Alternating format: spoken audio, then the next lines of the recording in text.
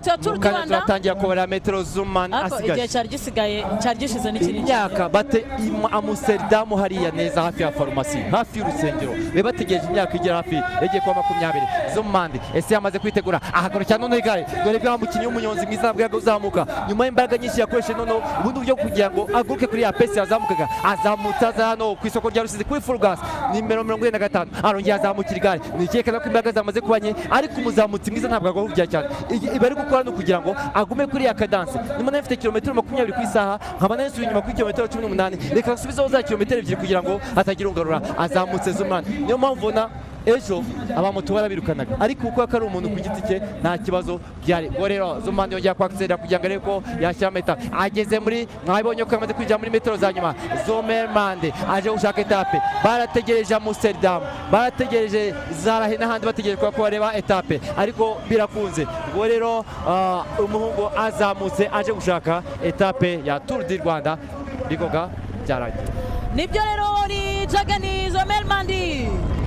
ugeze hano rwose ukinira ikipe ya Picnic wamaze no kubasiga kuko yafashe umwanzuro hakiri kare cyane akaba aje gusoza rero hano mu karere ka Rusizi Jagani Zomermande umusore w'imyaka 20 ugeze mu karere ka Rusizi ariteguye ashyize rinete inyuma ari kwihanagura arashaka ngo aserebure muri manière kuko yabikoreye afata makiyaje afata kapudira akisiga kugira ngo ajye gufata ifoto ikwiye neza Zomermande Amsterdam baragutegereje Zarahe baragutegereje Ajax PSV Eindhoven na za FC Twente baragutegereje abahungu bose baragutegereje kugira ngo bikunde ayungura amaso avuga ngo ntabwo tuzakomeza gutegereza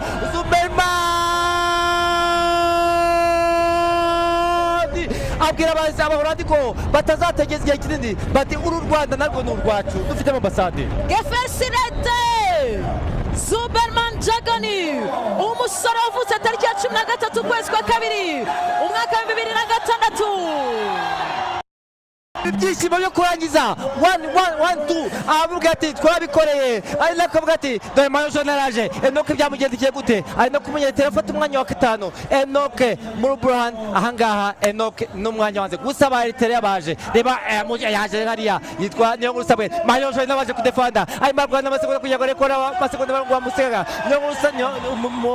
niyo ngurusabwe nawe ahita atambuka ku murongo reka tureberero abandi bari kudefandana mayo jon Paul Marty aza ashaka amasegonda agomba kunyugiga kugira ngo amasegonda gukuramo kugira ngo atavamo Paul Marty agira hano ayemba arashinyiriza Tour du Rwanda yatangiye Paul Marty